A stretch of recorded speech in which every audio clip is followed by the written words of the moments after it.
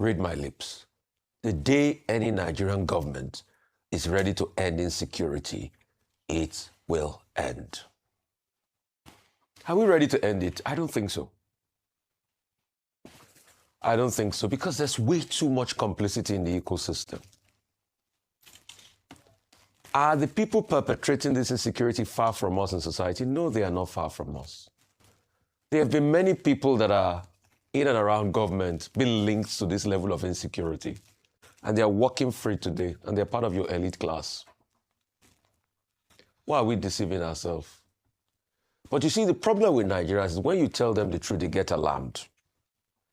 What did Verydarkman say that was wrong yesterday? Didn't he say things we've always known and suspected?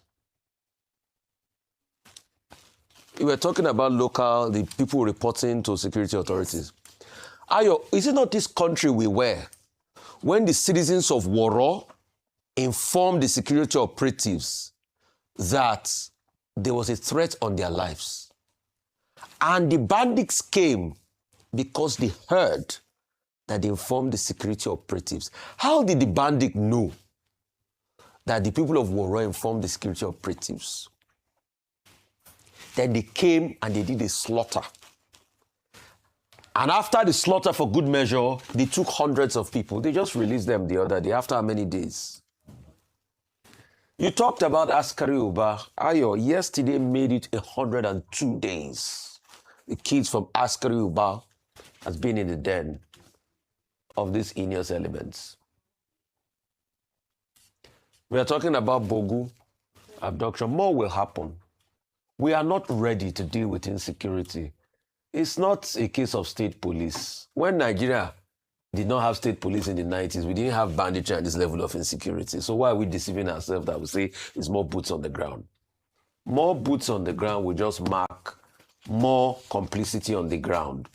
Because the thing that really makes the security architecture, that you have complicit people infiltrating the ecosystem, is very problematic. Is it in states where state governments are sponsoring bandits? All of you are shouting at Verydarkman. He didn't even make the point where were we dumb as a nation when we saw a terrorist granting press conference in Katsina, addressing the people, and police was there? Were we deaf and dumb as a nation when we saw police, bandits, criminals were passing, police was saluting? Didn't the police spokesperson come out to say that it's a lie, police were not saluting it, that we couldn't believe what our eyes saw? Is it not in this country they arrested people, terrorists coming back from Hajj?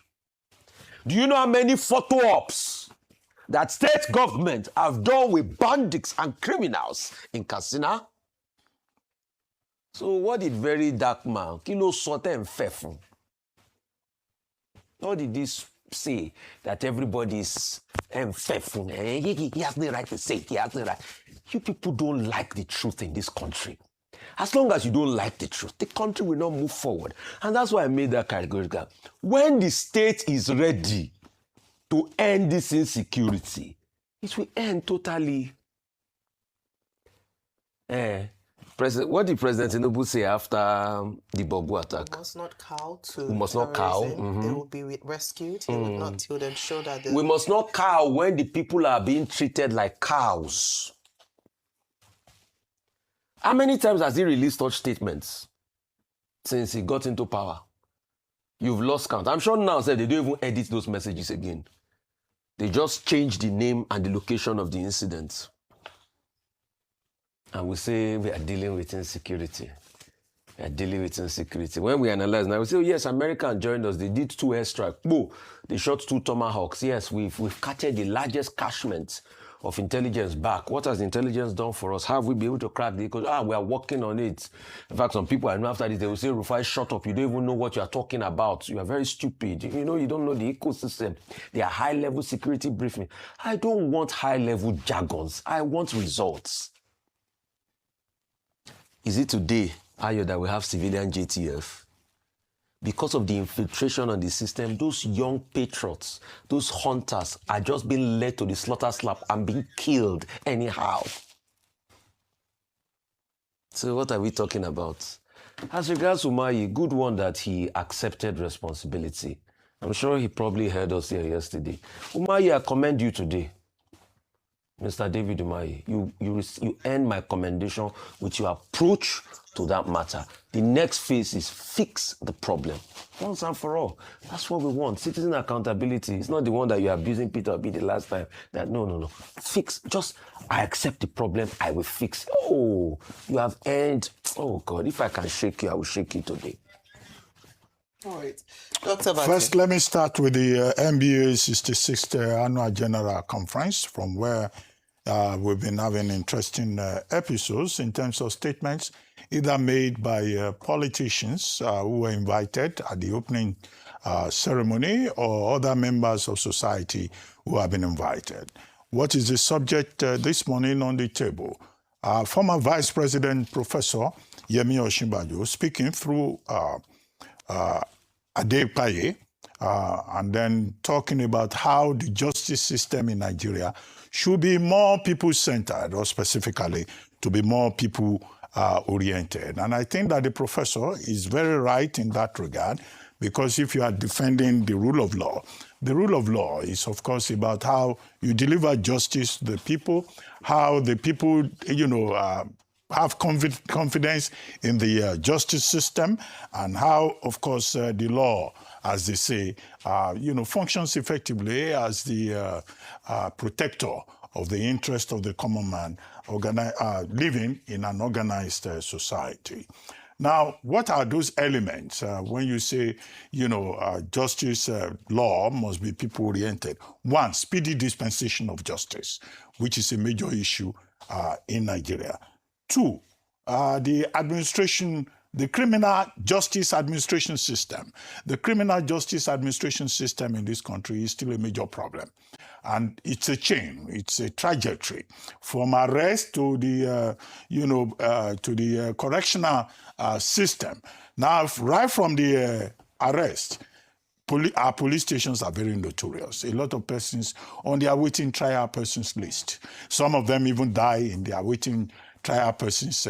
You need to, deal with that. Then, of course, the conduct of the policemen themselves. And then the justice process, when it gets to the courts. A lot of people are in prison who have no reason being there. And then you, of course, have the prisons, the correctional centers. Most of our correctional centers were built in colonial times. They are correctional centers. Yes, there may be a change in terms of nomenclature, but they do not offer what we call restorative justice. Restorative justice should be at the heart of it. In other words, by extension, I think Professor Osinbajo is recommending what would seem to be a further reform of the justice administration system in Nigeria for the benefit of the ordinary man who, in the face of the law, appears to be very powerless. So he has raised a very important issue that I think should also form part of the conversation about how to move this country forward. Well, it's interesting that the Nigerian government, under President Tinubu, is talking about having another look at ACJA, the Criminal Justice Administration Act of 2015. Having tested that law for 10 years, I think that the Tinubu administration is right in saying that, look, let's take a look at this. And I hope when the NBA annual conference provides us with their, communique, justice reform should form part of the highlights of this particular conference. However, I do not agree with Femi Falana, SAN, when he was saying, the NBA has invited George Weah, former president of Liberia, and that is a dictator. Well, in the literature, George Weah is not even, in fact, considered a dictator. He was talking about judicial interference with the judiciary when George Weah was president of Liberia. But it was the same George Weah that lost the election in, was it 2023, 2024, to Joseph Boakai, and he handed over power and left. And since then, there's been no evidence that he has been interfering. Some other people have also complained about Verydarkman being invited. The thing to note is to go in the direction of the sociology of law. Under that subject title, law functions in society. Law, legal practice, legal research, legal methodology, legal commentary, all these are constructs in society. And lawyers meeting also have an obligation to listen to their clients. And their clients include uneducated people, roadside people, social media noisemakers, dictators, armchair television commentators who may not know what they comment about. It's a whole community. And I think that, by expanding the scope of participation year after year, the Nigerian Bar Association is getting a feedback. It's a feedback process in terms of the function of both legal practitioners and the law in society. Let me leave that. Since we have like 4 topics, let me see if I can take on another one.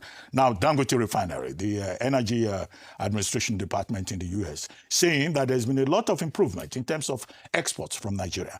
And they've given the credit to the Dangote Refinery. The Dangote Refinery was inaugurated May 2023. And by January 2024, it began production. A $20 billion facility with the promise of doing 750,000 barrels per day, not to talk of the other derivatives, fertilizer, urea, AGO, that's diesel, PMS. And that particular refinery we have seen has been doing very well since its inauguration. Now, the Dangote refinery deserves celebration as evidence of, the value of private sector participation in the economy as a way of stabilizing the economy, addressing certain challenges in the economy, which the Tinubu administration continues to support. Dangote Refinery has served the purpose of government by generating revenue, because with every export, the 561,000 that the Americans are talking about, government gets revenue, jobs are created, opportunities are provided, self-sufficiency in terms of energy provision has also been met within the Nigerian environment. But the more instructive part is that the Dangote Refinery within 2 years has now established itself not just as a Nigerian business, but as a global business. Do you know that out of that 750,000 production per day, Dangote Refinery supplies jet fuel, majorly to, I think, Ethiopia, and to other countries of the world, even Aramco. Aramco's external obligations, now that, Saudi Arabia is involved in war on the southern part. They buy from, the Dangote Refinery, not to supply to Saudi Arabia, of course, but to meet part of their obligations, particularly in the European market. Dangote Refinery supplies to the UK, supplies even to the United States. It buys its, crude stock, from either Nigeria or also from outside. So this is a salute to entrepreneurship, and its acknowledgement by the Americans is something to be noted. Also, the Dangote Refinery is the leading provider of energy resources in the whole of Africa. So this is about entrepreneurship. This is about private sector participation. And however, yesterday I was talking about the need to provide incentives for onshore production of crude resources.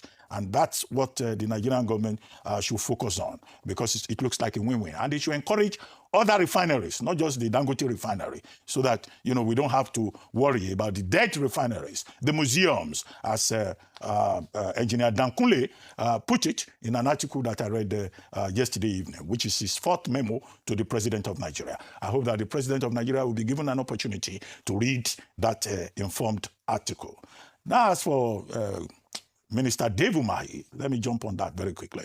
Now, we said yesterday that it shows that his ministry is responsive. If it's not in Ibadan, Ogun State and Oyo State, he is jumping to Benin Agbo Asaba Road, or his Minister of State is away in the kitty.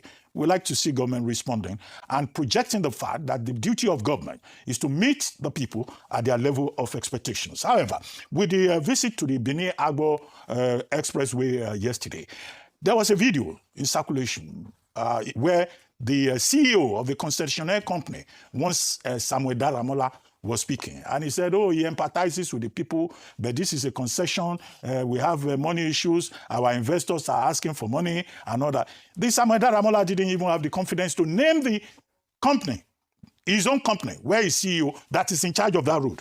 And then he goes into this ridiculous thing about blaming the weather. There is torrential rainfall that has wrong-footed us. What the people want and what the minister has gone there to do is to make sure that that road works for the benefit of the Nigerian people. And we need to take another look at the concessioning system in Nigeria, introduced by the Obasanjo administration, I think around 2005, with the Concession Act of that. We have been having problems with every concession since then. So we have to look at the methodology. We have to review it. As for Niger State, well, too many ungoverned spaces, but the governor needs to be helped. And one point is as follows. Well, okay, I keep that point since we no longer have that point at that time. Yeah. Well, hopefully during newspaper review, we might be able to talk further on that point. You like, hopefully there's time. Well, it's a full show There's today. never enough time. Never enough time, and that's why we come here every morning, Monday to Friday, to dish out, informed commentary and of course analysis of top stories in the newspapers and around the world. Well, first I would like to appreciate, just like RUFAI did, the Minister of Works, Minister Dave Umahi. If you listen to him carefully, you will know that he has chosen his words, and it was quite encouraging, the words that he has used there. So we just hope that, as he has said it, that the work kicks off immediately, because that road has been there for a very long time. In fact, people have been managing that road for a very long time. If you are used to that road, you will understand how it has been. The last raining season too, the same thing happened, though it wasn't as bad as this. There was a bypass that people normally use. That bypass too has been blocked. It has been damaged, badly damaged. And if you look at it carefully, these are the only road, that connects from the north to the south, the south and the southeast. Even from the west, I think so, yes, to the south. This is the only road. That Abo bypass, it's very, very bad. The Auchi, Okbela Auchi before it, that's one. And then there's one again. There's one bypass again between Onichubo, Delta State, Onichubo, and Udumujuboko side in Delta State, just immediately as you are leaving Uromi, entering that bypass too, it has been badly damaged, and it has been like that for a very long time. So please, the federal government should look at all those things, and the Saple Warilo Road too. So all this road has been bad, and the commuters have been managing it. So it would be very, very nice if they could actually put it in place for the people and make life easier for the people again. So kudos to Minister Dave Umahi, at least for this.